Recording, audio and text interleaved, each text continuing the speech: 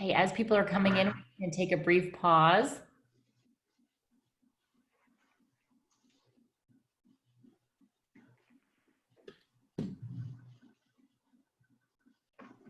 Okay, well, I'm going to get started now so that we can stay on time.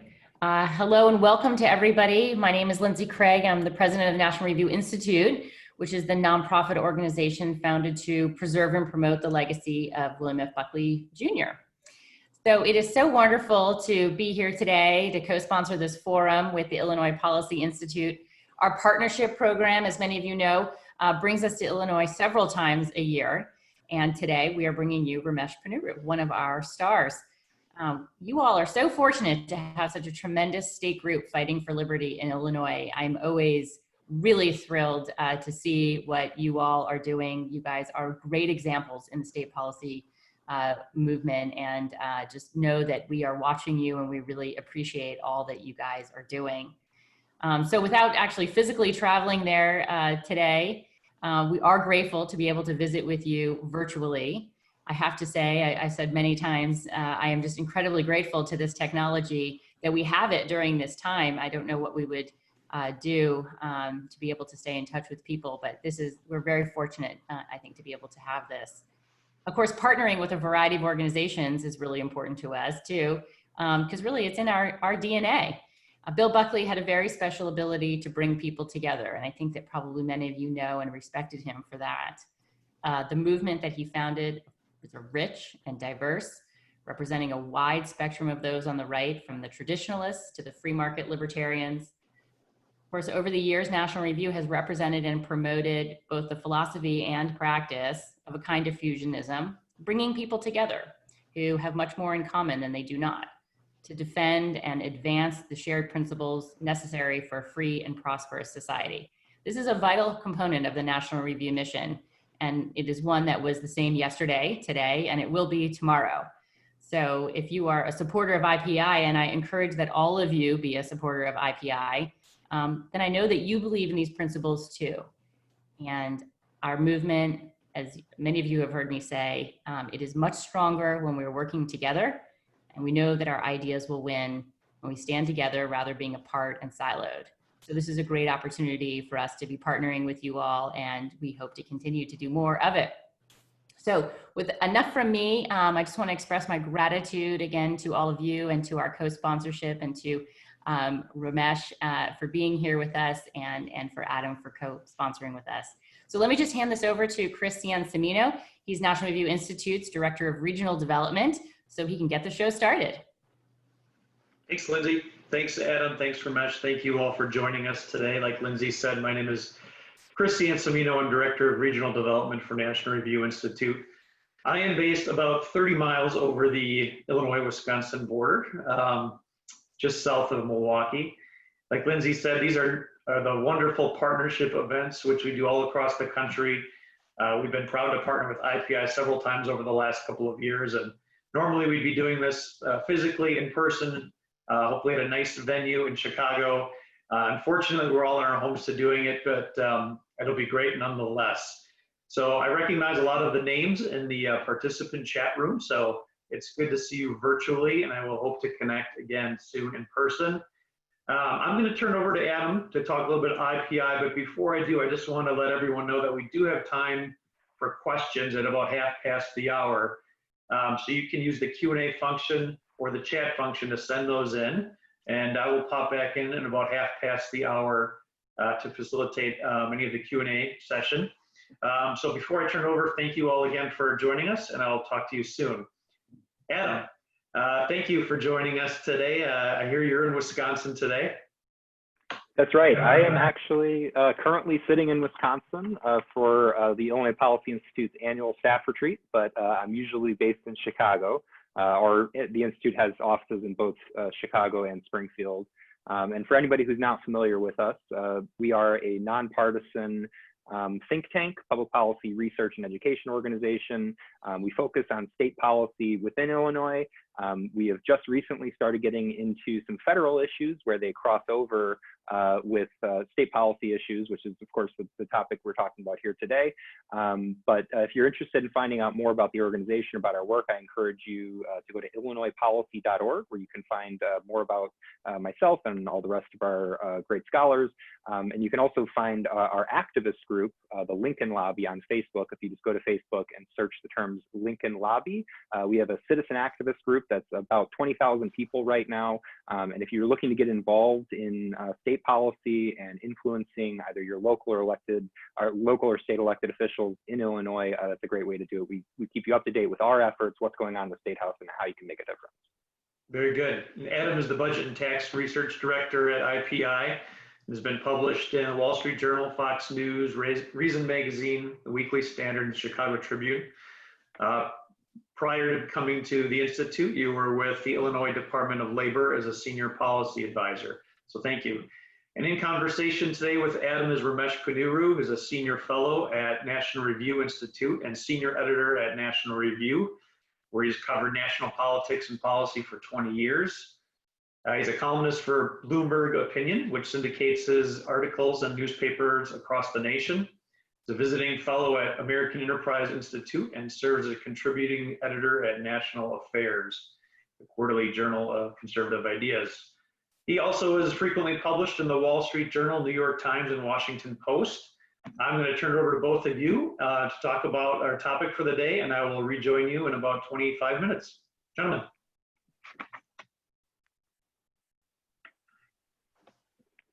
Great, Adam. I think you were going to get us started. Would you like me to start? Yeah, absolutely. Yes. So, well, the topic that we've really been focused on at the Illinois Policy Institute is one you've probably been reading about a lot in the news, and it's the question about how the federal government should support state and local governments during this crisis. We have on our hands, of course, both a public health crisis with the pandemic and also a resulting economic and budgetary crisis that has resulted from, shutting down the economy, a lot of it by government order, and then also, just people's voluntary changes in behavior as well, have resulted in massive reductions in state and local government revenue at the same time that you've seen increases, automatic increases in many cases in state and local government spending. So the debate has been about, should the federal government offer support for general revenue losses for these types of budgetary problems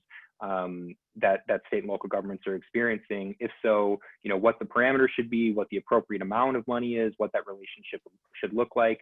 And I would say that this conversation, although it's very related, is a little bit apart from the conversation about what I would say is like disaster relief. So the federal government has already provided tons of support for direct public health costs from the pandemic. Things like testing and hospital systems. And the question really now is about fiscal support, about supporting state and local governments' budgets to help offset revenue losses. And so we've entered this debate and realized that, sort of the strategic moment we're in, the House is controlled by Democrats. They've made state and local aid a priority for the next round of coronavirus-related legislation that's currently being debated in Congress, and a package could come out in a matter of days or weeks. So we've seen that, since this is a priority for them, it's likely going to be included in a final package, more money for state and local governments. We've seen, Republican governors have been calling for it as well. We've seen, even Republican senators have supported this.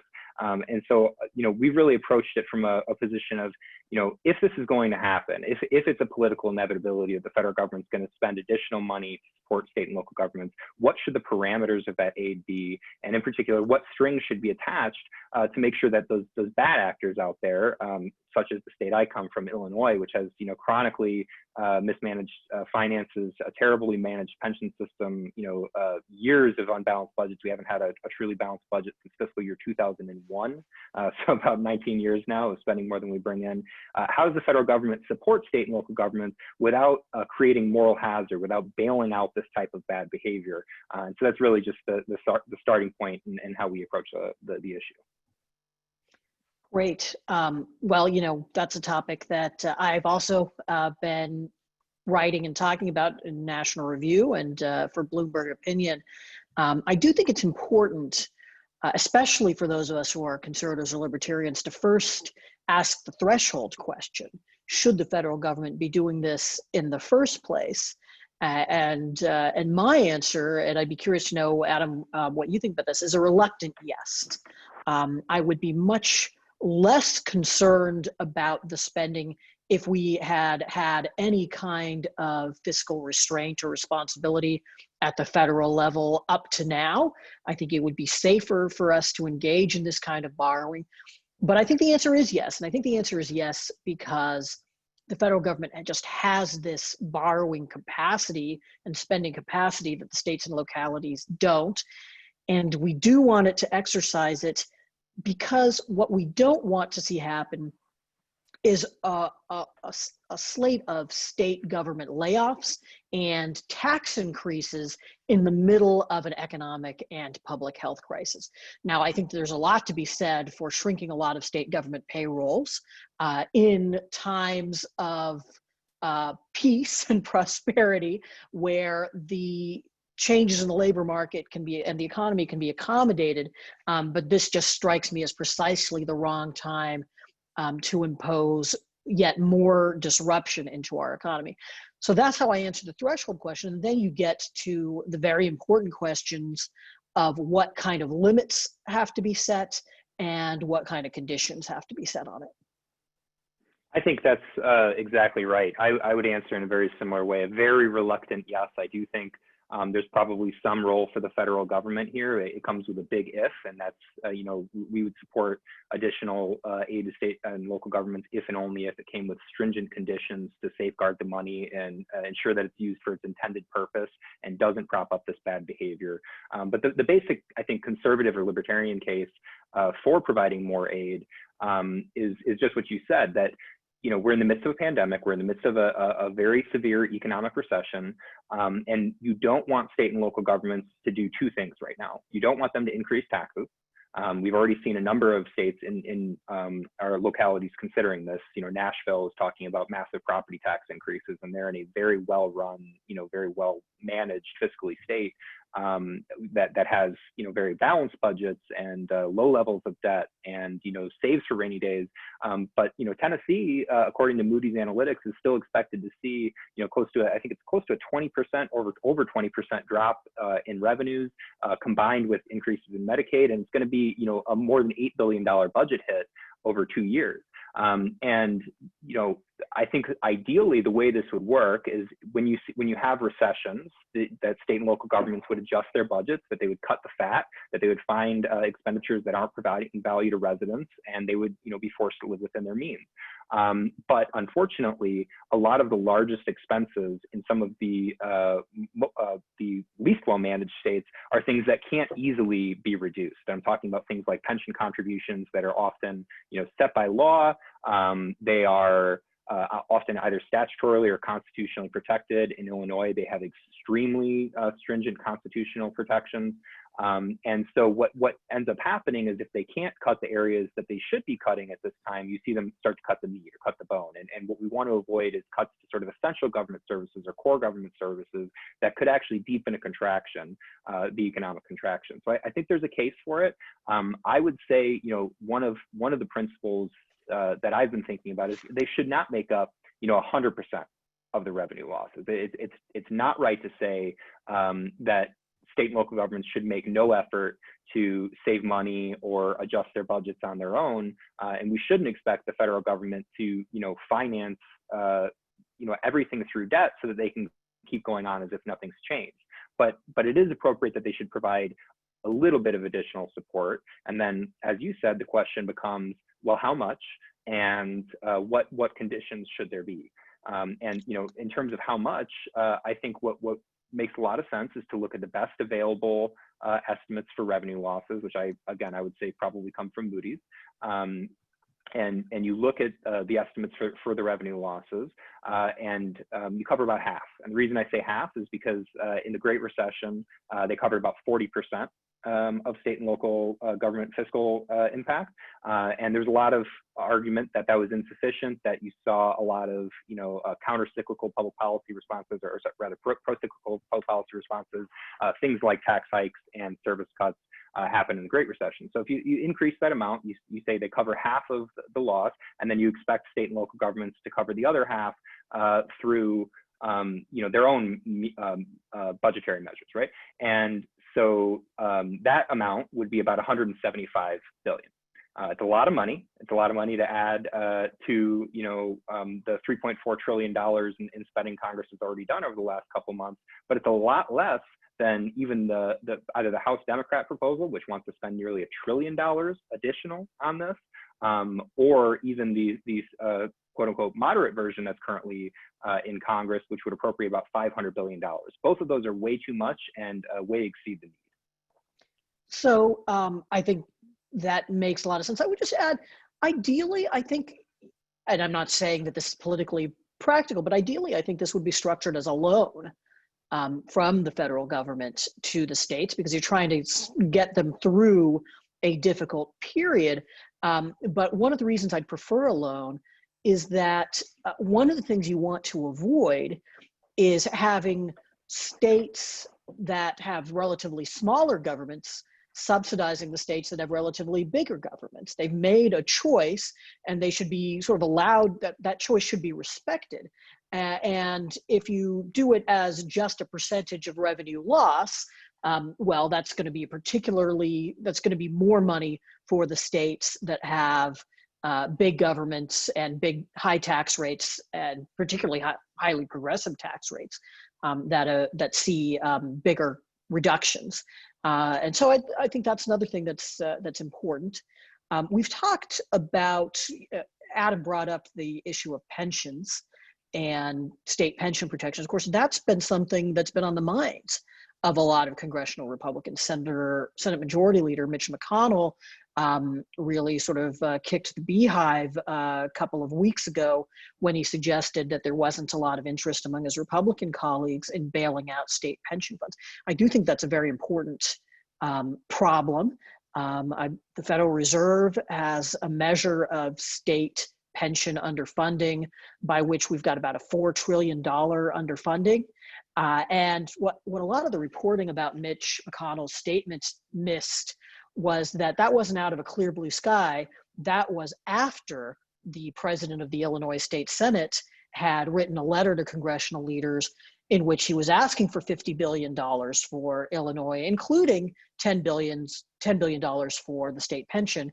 And you just know that if that got a receptive hearing on the Hill, that $10 billion would just be the start, both from Illinois and from other states. Yes, I think that's exactly right. The bankruptcy conversation is an interesting one. I think it's unnecessarily scary to a lot of people, and it's a lot of it's because it's misunderstood, the issue of how state bankruptcy could work. There's never been a state bankruptcy. Let me just interject in case people didn't know that McConnell, when he was talking about that, also mentioned the possibility of adding a provision into federal law whereby states could ask for bankruptcy, could reorganize their debts that way, and that also led to a lot of consternation, especially on the left. Well, but I think the issue of the bankruptcy and the pension issue are very closely connected, because if you look at the worst managed states or the most indebted states, let's leave sort of qualitative things out of it and just be very objective. If you just look at the numbers, the most indebted states, it's Connecticut, Illinois, and New Jersey, and I'm talking as a percentage of their economy. So if you look at debt to GDP ratios, those three states, they're in a class of their own. They're far and above way more indebted than other states. Kentucky's pretty bad. Kentucky's bad, but so Kentucky and Hawaii, they're about the same spot. They're about 16% debt to GDP ratios. If you look at Illinois, New Jersey, Connecticut, they're all above 20%, approaching 25%. And there's just a huge gap between them in all other states. And in each of those states, they have the same problem, which is also the problem that Kentucky has, which is the vast majority of their debt is pension debt. Right, that's the issue they have, and so what McConnell was saying is, is true. If you give money to these states during a pandemic, in particular, if you give specifically for pensions, but any sort of generalized financial assistance you give them, you're propping up these systems and allowing these systems to continue at a time when these governments should be realizing that, you know, mathematically they have an unsustainable system that they need to change. And they need to change it before they get any money from federal taxpayers. Otherwise, you're propping up that system, you're creating moral hazard. And, you know, if there's, you know, 3 especially bad actors or 4 or 5 especially bad actors now, the next time down the road, maybe there's 10, because now Congress has sent a signal that when there's a crisis, they're going to come to the rescue and bail everything out.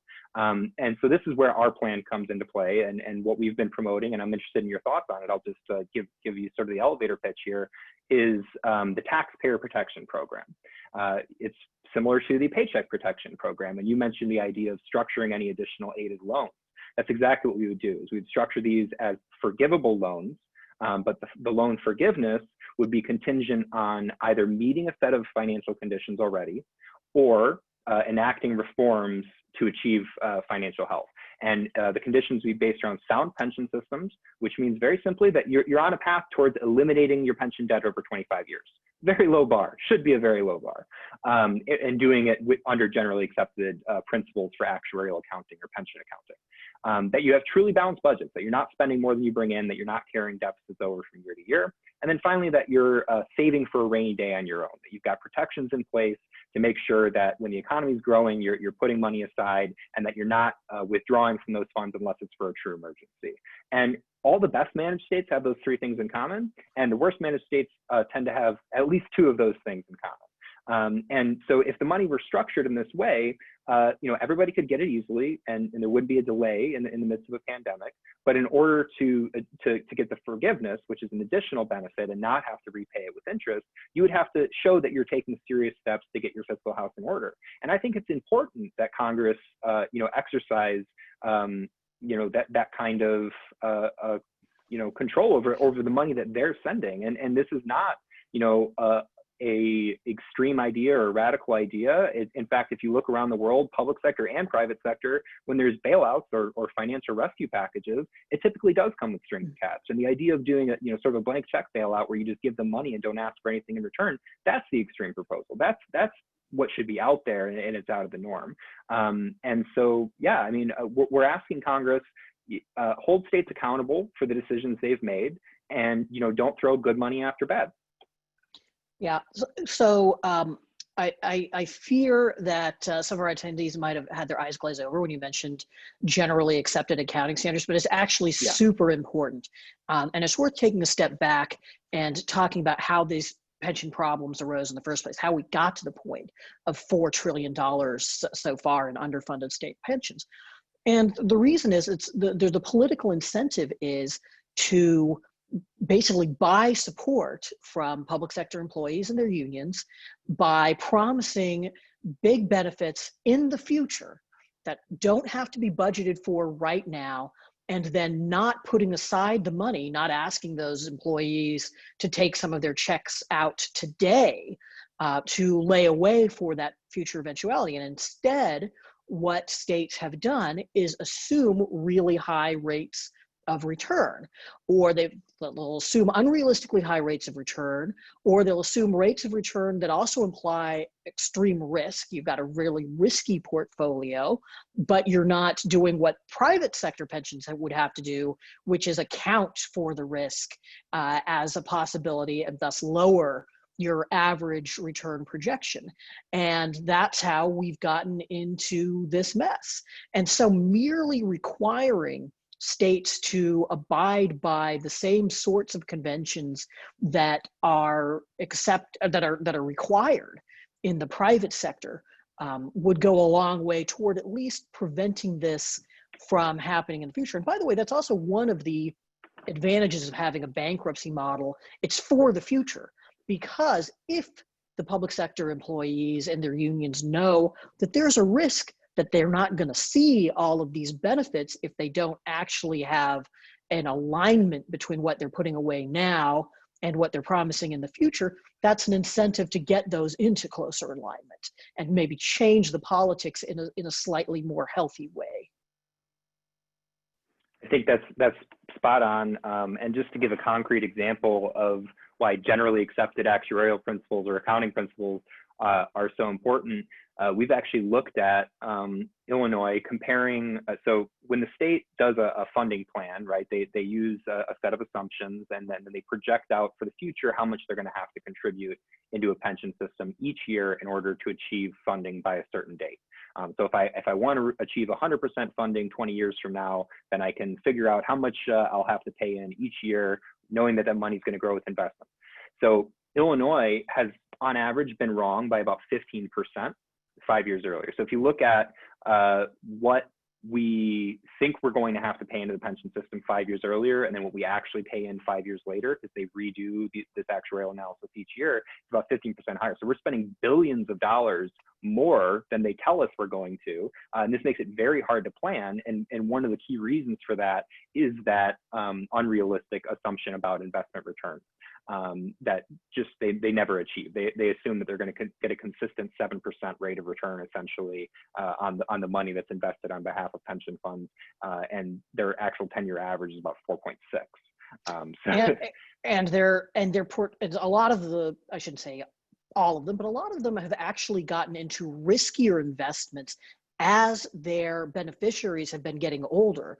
That is, a higher proportion of people in the programs have been close to retirement. That is, of course, exactly the reverse of what sound and prudent financial planning would involve. That's right. And another just piece of context for you, you mentioned that $4 trillion number.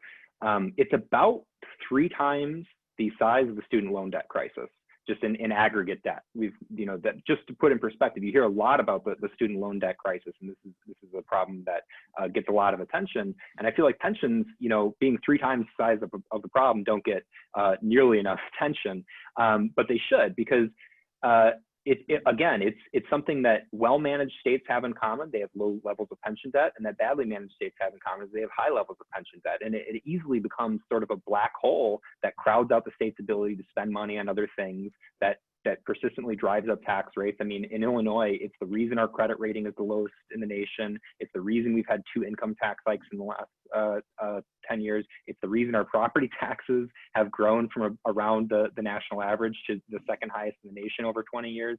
All of these things are directly tied to our pension debt. And that's why, Congress cannot support this type of behavior. And if they do, they're throwing good money after bad. They're propping this up indirectly, because money's fungible. And even if they put some type of prohibition in there that says you can't use the federal funds for direct contributions to the pension system, they're offsetting local money that would have otherwise gone to that purpose.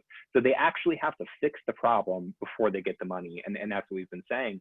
And we've talked a lot about who's doing it badly. I would just briefly like to mention the state I'm sitting in now as an example of perhaps the only, or at least the state that's doing it the best. Wisconsin, the Wisconsin retirement system is fully funded and has been fully funded for decades, and it stays fully funded even during recessions when you see huge drops in the funding ratios for other states' pension plans. And that's because they did smart planning. They have automatic benefit adjustments in place so that when investments dive, not only can employees not get a COLA sometimes, it can actually be negative. So there's a floor, the benefits can only drop so far, but the benefits automatically adjust for changing economic reality, as do the employees' contributions. Employees have to cover 50% of the cost of their benefits, and that gets recalculated each year to make sure they're always contributing enough to cover the cost of their own retirement. In Illinois, the average employee contribution covers about 5% of their lifetime payout.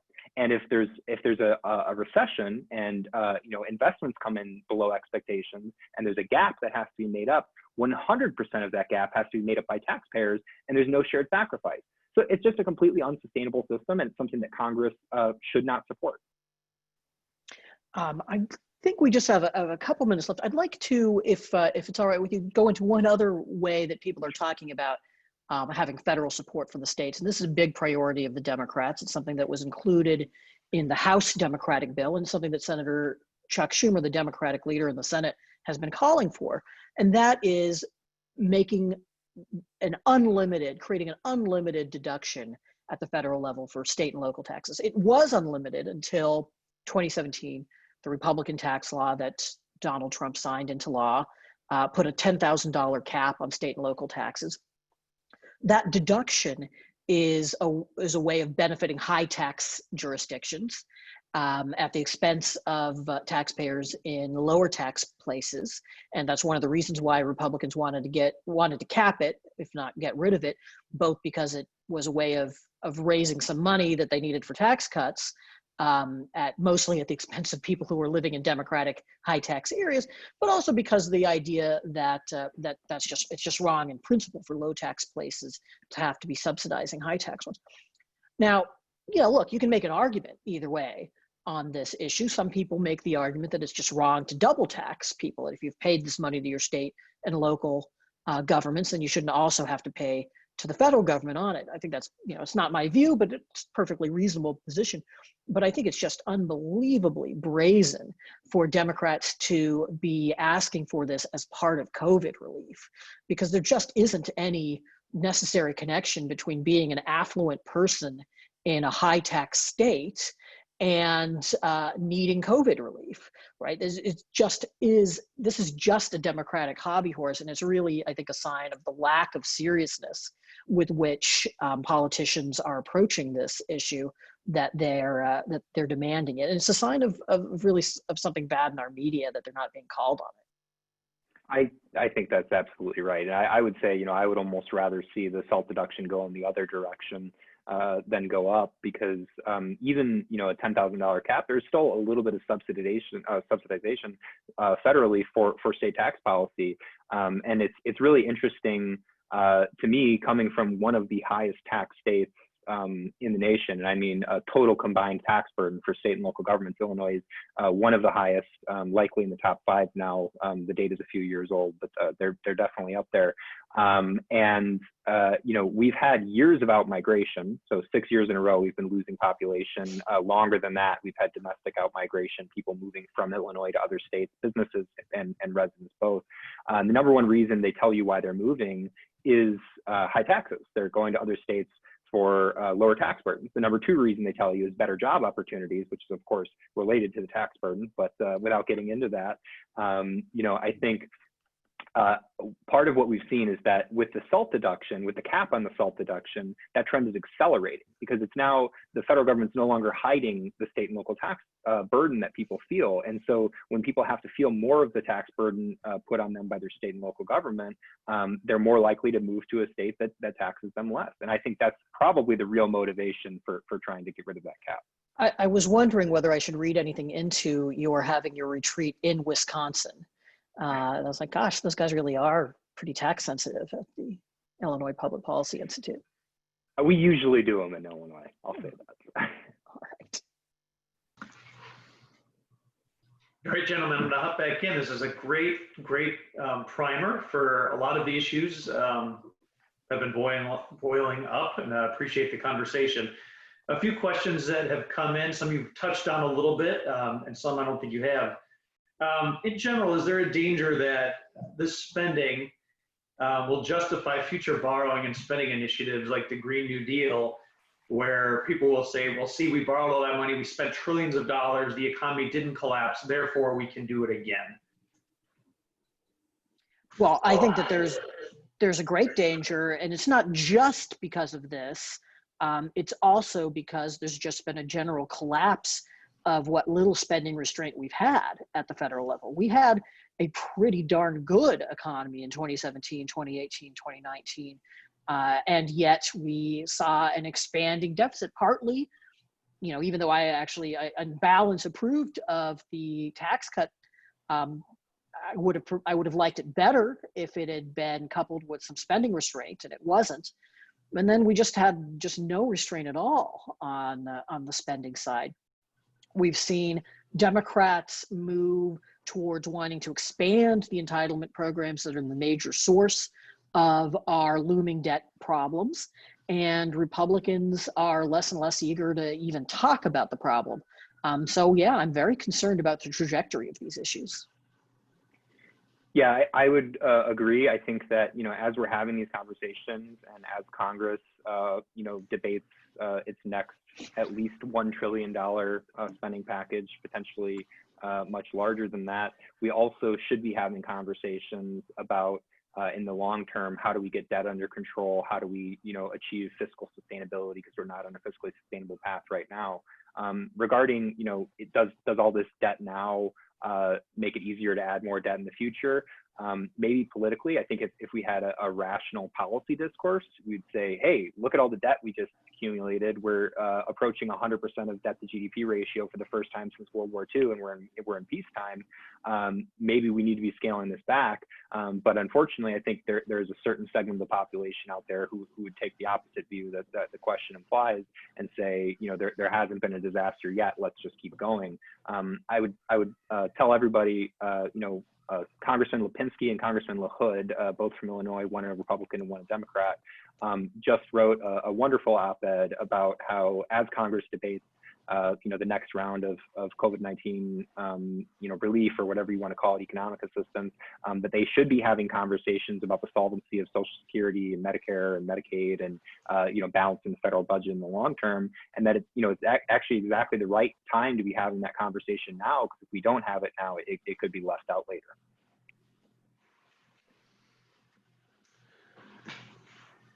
Do you have any comments, criticisms, compliments maybe on the previous stimulus, the PPP package?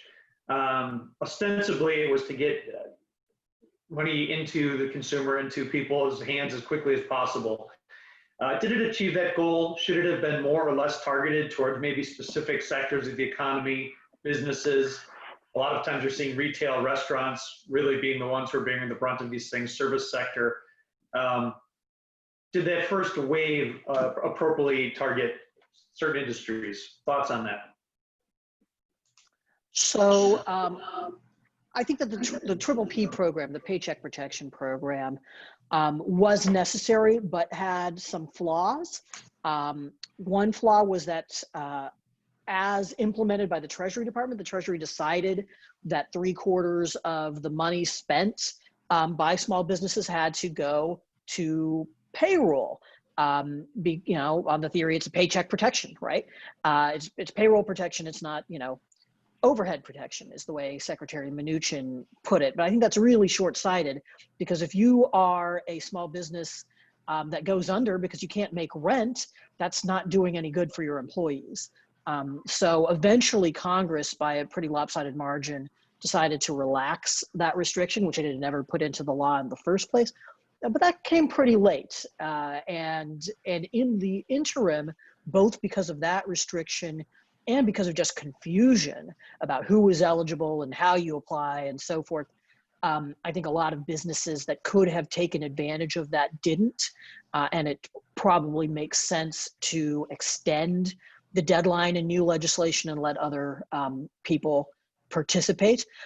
Second, the unemployment insurance provisions of the last piece of COVID relief, major COVID relief legislation, for various reasons having to do with administrative convenience, they couldn't really design that policy in a way that you would think is sort of makes the most sense, where it varies from state to state, depending on wage levels, for example, or unemployment insurance levels in those states. It was set too high. It was set at a level where people are actually seeing raises from being unemployed. That didn't strike me as all that catastrophic in the circumstances we were talking about when it passed. But as you get into a recovery, it's going to become more and more of a problem, because it's going to be an obstacle to people rejoining the labor force. And so that, I think, is going to have to be tapered down. I don't think the extra benefits that Congress put in should go straight to zero, but I do think that they should be phasing downward and frankly just set at a lower level. And yeah, I think, Ramesh, I agree with you on both of those points. So I don't have a whole lot to add. I would say, generally, I think early on in this, there was a real sense of urgency and panic even to get something out very quickly. So I think that there were, maybe some short-sighted things that weren't fully thought through, the unemployment being one of them, and, also issues with Paycheck Protection Program. That said, I think the early data that we have do show that Paycheck Protection Program worked in a lot of ways. It helped keep people on the payroll, helped keep businesses alive. Doesn't mean it was perfect or that people didn't fall through the cracks. But I would say, learning the lessons of that, we should, be more careful with this next round and really, take the time to think through the consequences in the long term and, not operate in a crisis mentality. Yeah, that's right. Go ahead, Ramesh. No, I was just going to say, it's, again, taking the step back and thinking through why do you do this? It's because you've got a viable business that, because of these crazy circumstances we're in, can't survive, and you don't want to break up all those organizations and relationships and then have to start new ones from scratch when you're on the other side. So that's, to some extent what you want to do is put some businesses into deep freeze, or maybe even deep freeze followed by a thaw, so that they're around on the other end. We've talked a lot about federal as well as kind of state issues going on with debt and stimulus. Are there any glimmers of hope, either at the statewide or the federal level, from one side of the aisle or both, to resolve some of the debt issues that we had previous to this crisis, but certainly coming out of it? Do you see any glimmers of hope, any good stories, anything from the private sector, anything that's giving you encouragement? I'm going to give that one to Adam. I'll say this. What's encouraging to me is that at this point, the math is quite clear, and just the results have kind of come in on these various state policies and what works and what doesn't. So from sort of an academic or intellectual perspective, we've got clear answers, and we should know what it is that we need to do. In Illinois, we should be looking at Wisconsin's pension system to figure out what they did right and what we did wrong. And so that part is encouraging. Now, the discouraging part is that, there seems to be a lack of concern about debt right now, or a feeling that, the crisis justifies, and I do think it justifies more borrowing than I would usually be comfortable with, but that it justifies unlimited levels of debt. And I can't say within my own state there's a lot of room for optimism. So I'll just tell a quick story about the budget that we just passed in Illinois. It increased spending by about 6%, or more than $2 billion over the previous year. And the budget that was actually enacted by our legislature and signed by our governor increased spending by $800 million over what the governor proposed in February. So the governor proposes the budget in February and it passes in May. And after the pandemic, after they saw that they were losing about 15% of their revenues, they decided to increase spending for the year relative to what was previously proposed. That caught me off guard, honestly. I didn't expect them to, undergo major changes, knowing what I know about our legislature, without some sort of prompting. But I didn't expect them to go as far in the other direction as they did either. There's also, automatic raises for our state employees, while other states are furloughing employees or canceling raises, or at least delaying raises. We didn't even have any of that conversation. The automatic raises went through at a time of, unprecedented private sector job losses and lost income. The public sector in our state's basically been insulated from that. But I do think it's an opportunity. So I don't know that there's, a whole lot of room for optimism yet. But I think, the program I laid out, or just the general idea of attaching strings to encourage, good financial management is a huge opportunity. And if Congress can get this right, and if it can structure this money in a way that, forces beneficial reforms to state budgets in the long term, then I think this can ultimately be a good thing, and that there can be some silver lining to the crisis. I would just add that while I'm not seeing a ton of good news on the spending front or encouraging news, I am actually seeing some other places, other policy areas where we've seen progress. We've seen the relaxation of various regulations at the federal level and at the state level, licensure laws and so forth to meet the particular needs of the crisis. We've seen a relaxation of some of the tariffs to allow medical supplies to flow more freely. And we're seeing some steps towards greater school choice as a response to some of the difficulties that we're experiencing in various states. But the spending side is pretty grim. So I'm tempted to quote Kafka, there is hope, but not for us. Very good. Chuck McQuaid, our friend, is here. Do you have a question, Chuck? I see your hand is raised. Chuck, are you there? Yes. Can you hear me now? Yep, we can hear you. Yes. Yeah, a lot of state and local services have been curtailed substantially during the coronavirus crisis, whether it be the library or Department of Motor Vehicles, the schools, etc. And a lot of the government employees are working small fractions of what they used to work in the past. And unlike the private sector, it looks like a lot of these people are getting paid in full. Is that sustainable? And is there anything that someone can do about this? And there should be some incentive for people to get back to work and provide 100% of work in exchange for 100% of their salaries. So there was a story that popped last night about teachers' unions that have been resisting a return to in-school instruction, and people have various views on the health risks involved, but also wanting to limit online instruction, which, I mean, I just certainly don't want to say all teachers are in this boat, but certainly the unions seem to just want to collect the same amount of money or more for doing less work. And certainly a natural human instinct, but I can't see any good reason for anybody else to indulge that wish. But that gives you a picture of the kind of problem that we're going to be up against, which is not just the direct question you raised about should we continue to pay for services that we're not actually getting, but should we enable people to give us fewer services for the same amount of money?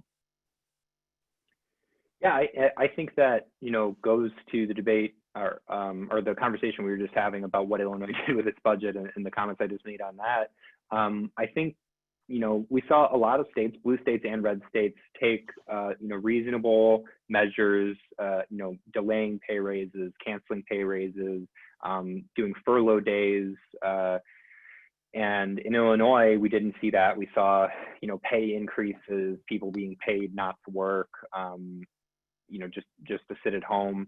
And I think it gets to kind of the broader conversation about shared sacrifice between the public sector and the private sector. If you're in the private sector, you didn't really have a choice about whether this affected you. The economy tanked, and people were forced to adapt. And at the state level and at the local government level, they seem to think that they're immune from these types of economic pressures, or that someone will bail them out. And that's why can we force them to stop it? Maybe not directly, but I think that does go to the broader question I raised earlier about imposing fiscal responsibility, or not even really fiscal responsibility, but just sort of, it's not a partisan issue, just sort of base credit conditions, base conditions for managing your finances and having healthy finances before you get bailed out. Because the states that are taking reasonable steps, that are furloughing people, canceling or delaying pay raises, are going to fare better in this than the states that aren't. And so the states that aren't shouldn't have that decision completely covered for them. Very good, gentlemen. We're at time. Do you have any final concluding thoughts before I make a few housekeeping notes? I would just say that, the issue I was talking about, the money for state and local governments, is a very hot issue in Congress right now. The sort of state of the debate is that Republicans have put out their version of the plan. It includes no new money for state and local governments, but does include additional flexibility on the money Congress has already appropriated. And then you've got the House Democrats plan, which is a $1 trillion blank check bailout for state and local governments with absolutely no responsibility, no conditions, no strings attached. And we hope that our plan can be, sort of a compromise, a way to marry these two proposals so that, you're giving the House something that they want, and that, there is some economic rationale for, which is additional state and local assistance, but you're doing it in a way that still fits within the principles of fiscal conservatism and just good fiscal management. And so if you can, call your congressman, because now is the time that they need to hear from your voice. And if you like the plan, please encourage them to support it. And I'd just add, if you think about the constitutional design of our country, it really assumes that there's a lot of separation between the federal government and the state government. When you have massive transfers of money from the federal government to the state government, you are eroding the kind of accountability and responsibility that is behind the constitutional design. Now, there are particular times, the Constitution doesn't bar this from ever happening, because there are particular circumstances, and we're in one of them now, where it has to happen. But it's a moment that is very perilous and difficult and has to be watched very carefully. And I'm glad that that the folks on this call are doing their part to do that. Very good. Adam, Ramesh, thank you both so much for your comments. Thank you everyone for joining. As I mentioned on the onset, we've pivoted quite a bit in the last few months to what would typically be in-person events like this to making them completely virtual. So I would encourage you to check out nrinstitute.org, nrinstitute.org for a full schedule of upcoming virtual events. We have a monthly book club and movie club, which we've launched and been very popular. We are also very pleased to announce that this week we announced a new initiative between National Review and National Review Institute called Capital Matters, of which Ramesh is a contributor. And it'll be looking at business and finance and economics and issues like the things that we talked about today with the National Review sensibility. So if you're interested in those types of things and not kind of getting the information and news that you hope to from MSNBC or Yahoo Finance, hopefully Capital Matters will fill that void from an intellectual standpoint. And last but not least, on October 5th, National Review Institute will have our annual William F. Buckley Jr. Prize Dinner, which this year honors the Honorable Jim Buckley and Virginia James. Unfortunately, we're not going to have the live event in New York City as planned, but we do intend to have a robust virtual gala, as well as likely some limited in-person affairs, including in either Milwaukee or Chicago. So those of you on this call, hopefully you will mark that date on your calendar, October 5th, to join us either in person, regionally, or from the comfort of your own home. So again, please check out Illinois Policy Institute for upcoming events and policy papers that they have coming out, nrinstitute.org. Again, thank you, Adam, Ramesh, and everyone on the call, and we'll see you next time. Take care.